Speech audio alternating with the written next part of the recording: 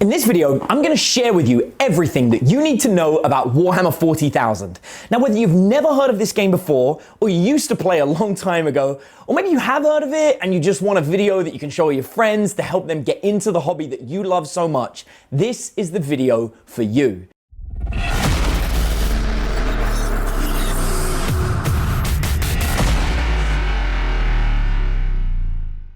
To keep up to date with everything at Knights at the Game Table, all you have to do is click subscribe and then hit that tiny little notification button next to it, so every time we upload a new video, YouTube will be sure to let you know.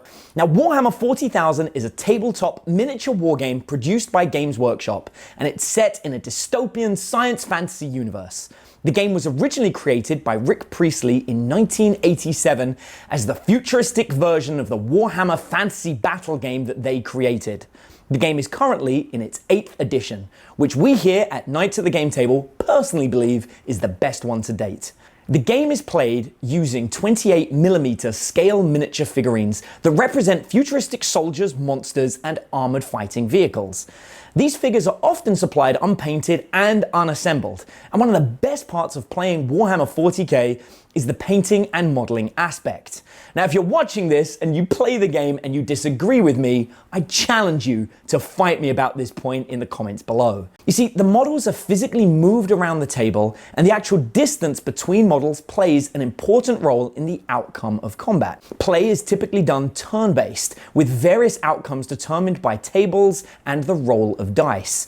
Battles can be played within a simple half an hour for a very small game, up to an entire weekend for a giant epic confrontation using multiple players, and battles can even be strung together to form epic campaigns.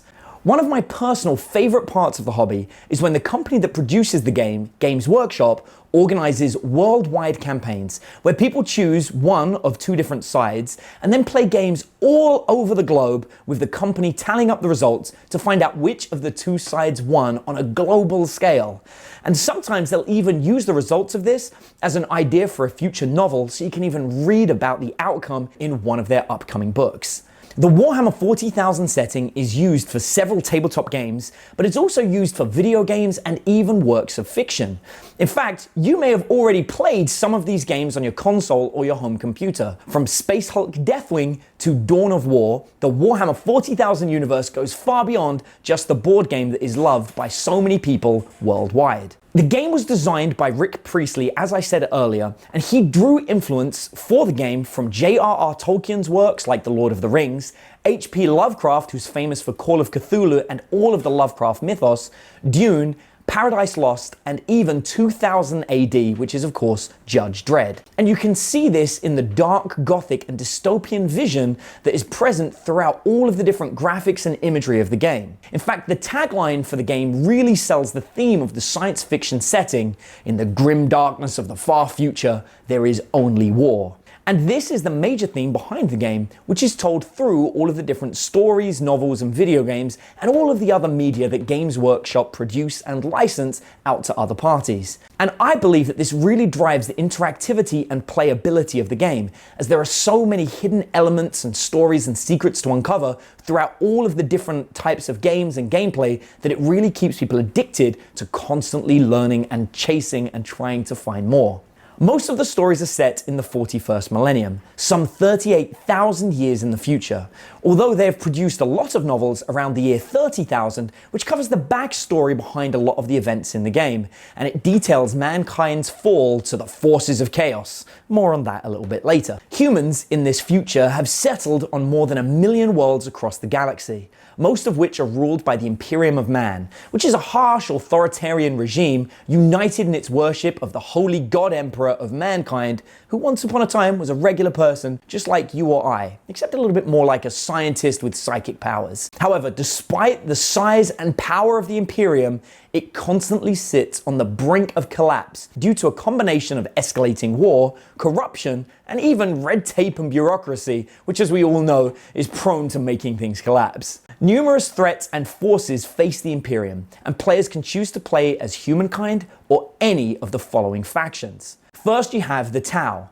Now, these are a younger, more idealistic race that wants to unite all of the different races of the galaxy under their rule in the name of the greater good. Now, I often describe the Tau as what you'd get if Japanese mechs had some kind of strange child with the Federation from Star Trek. They prefer to peacefully absorb other races, however they are willing to use military force, forced sterilization, and mind control implants to subdue resistance when necessary, so they may not be as good as they portray. Next up, we have the Necrons. Now, the Necrons are a personal favorite of Eve, one of the players from Knights of the Game Table. And if you've ever seen the Terminator movies, you get the idea of what's going on here. They're a race of skeletal robots based heavily on the cultural aspects of ancient Egypt. And they're one of the oldest races in the galaxy. And after emerging from a 60 million year slumber, they seek to restore their old empire and maybe regain their old flesh bodies. They are one of the few races that possess true, faster than light travel within this universe, with the rest of the factions relying on warp travel through an alternate plane of existence, which we'll talk about in a moment. Next up, we have the Eldari, or Elder as they used to be called. These are humanoid aliens based heavily on the high elves that are common to fantasy fiction, kind of like Legolas from Lord of the Rings, except instead of a bow and arrow and a horse, they travel on jet bikes with laser guns. And Elder are individually long-lived, but as a race, they're actually dying out. They often see humans as lesser beings, and they sometimes help them, although sometimes they'll fight them depending on what their interests are at the time, which constantly leaves the humans to distrust any of the motives of the Eldari. Next up, we have the Drukhari, or Dark Elder as they used to be called. These are the cousins of the Eldari. And you can think of them as space pirate elves, along with everything that would entail. They really only fear one thing, one of the big bads of the game, a seductive, evil chaos god who is attempting to eat their very souls. In fact, they're trying to eat the souls of all of the Eldari. The Drukhari believe that by introducing pain at the point of death, they can extend their lives. So essentially, the pain making them feel more alive, so death is kind of like put off for as long as they possibly can. And because of this, they ritually torture themselves and infect any other being they come across in order to keep death at bay. So I suppose that means they're not all bad, right? If they're kind of willing to do it to themselves as well. After that, we have the Tyranids. Swarms of rapidly evolving, all-devouring creatures from outside the galaxy, controlled by one big hive mind conglomerate that seeks to consume all life. If you imagine all of the bugs from Starship Troopers and Aliens, and in fact any other bug-like alien movie you can think of combined, you're thinking of the Tyranids. They have a mission to eat all biological matter in the galaxy. No, seriously, all of it. Like animals, plants, poop, everything. They are the one bad that every other faction in the universe agrees about have to be stopped. And in fact, it isn't unlikely for some of the factions that would normally be completely against each other to come together when it comes to fighting against the Tyranids. Now, I ask you, what science fiction universe would be complete without the lovable orcs? Okay, in most universes, they're not lovable, but in Warhammer 40,000, these guys are amazing. They are literally grown from fungus and are a plant-based life form, which explains their green skin in Warhammer 40k. And they have reckless tactics and ramshackle technology that you can see in the rules of the game that almost make them the comic relief of the setting. However, they are no less brutal or effective because of it. And perhaps most amazing of all about the orcs is that orc magic works purely on the power of belief. And in fact, it's so strong that if enough of the orcs get together and they firmly believe that a can of soup is actually a rocket launcher, it will become that rocket launcher and be able to fire rockets in the heart of the enemy. And when the enemy reclaim that rocket launcher for use, they'll find that it has once again become an empty can of soup. And finally, we have the combined forces of chaos. 4 chaos gods that each represent a different aspect of evil. Although this is totally up for debate, because as you learn more and more about the mythology behind Warhammer 40k, you'll learn that actually there is a chance that Chaos might be kind of the good guys and the Imperium of Man be the bad guys, but I'll let you discover that for yourself as you get into the game. The different Chaos gods represent different aspects. So first you have Nurgle, who is the god of disease and corruption. Next you have Tzeentch, the god of magic and change. Then you have Slaanesh, the god of seduction and perversion. Slaanesh is the one that's trying to eat the souls of all the Eldari and Drakari.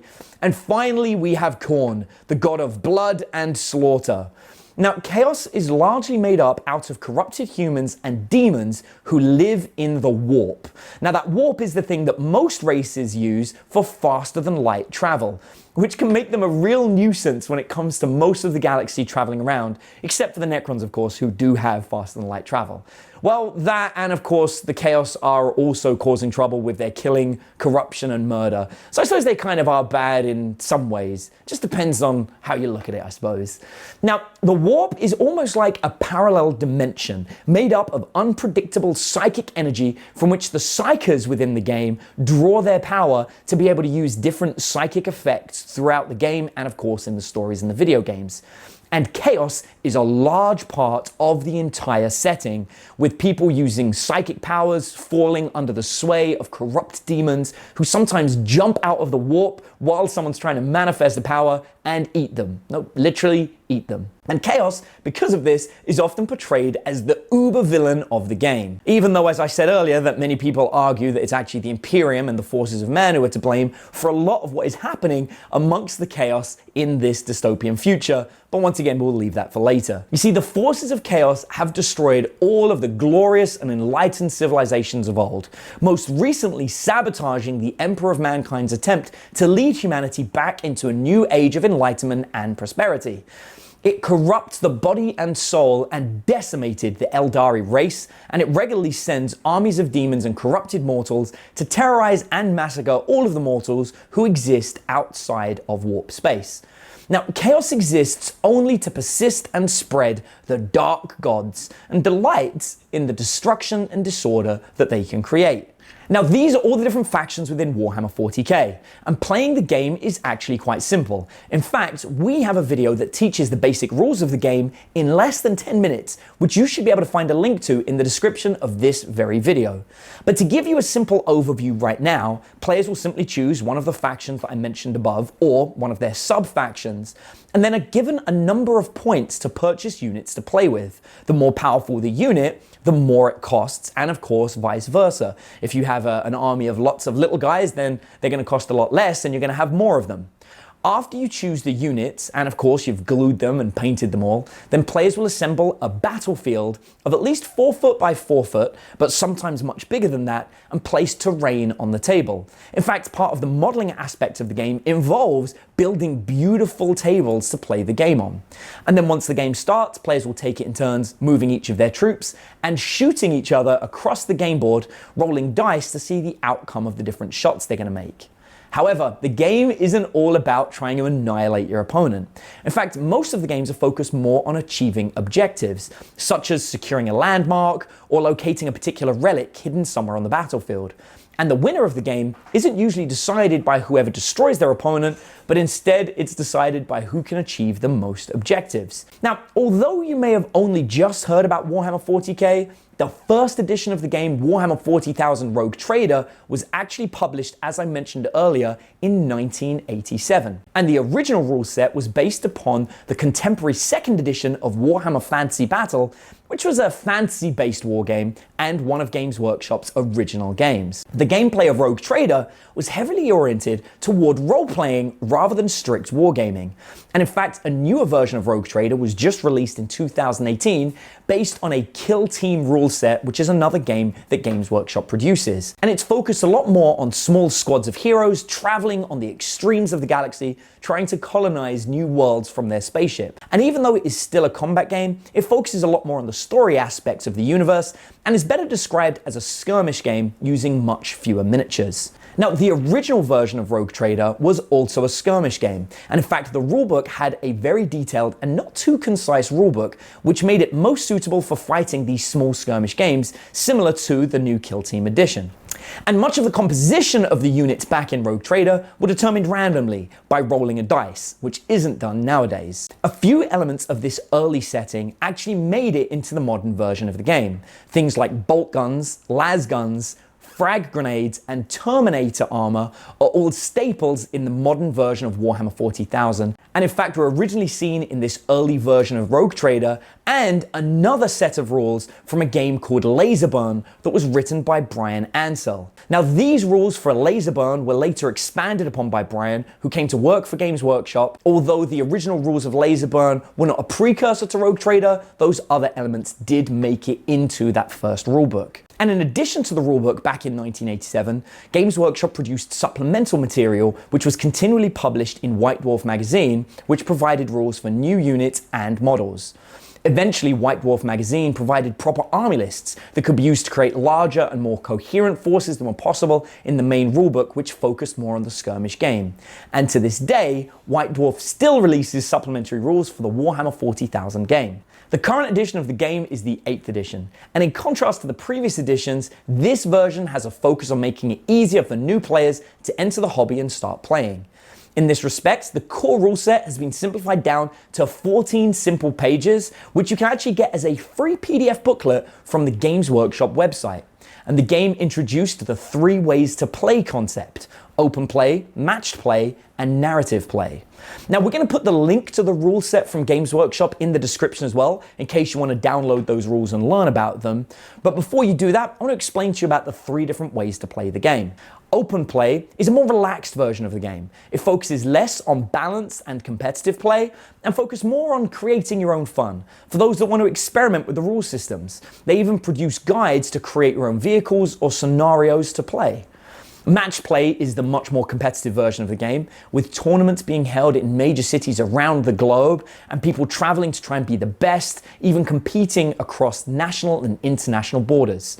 And finally, narrative play is focused more on replaying famous battles, maybe from the video games or from some of the books, or creating a brand new story based on campaigns that you can play with your friends or even your local game store, with each game affecting the results and the gameplay of the next, and a chance for characters to evolve as the story continues. The setting behind 8th edition has also been updated, with the galaxy having been split in half by the forces of chaos now, and Robout Guilliman, one of the superhuman leaders of the Imperium of Man, returning from a forced hibernation in stasis to lead the Imperium as the Lord Commander, beginning with reclaiming devastated worlds with something he calls the Indomitus Crusade. In summary, this video has given you about everything that you need to know about the background of Warhammer 40,000, and I invite you to feel free to share this video with anyone that you want to know a little bit more about the hobby. And of course, if you'd like to learn a little bit more about how to play, be sure to check out our video on how to play Warhammer 40,000 in less than 10 minutes, which is going to be linked to in the description below. And finally, if you would like to be updated about all of our Warhammer 40,000 other gaming videos, please consider subscribing to the channel. Thanks ever so much for watching.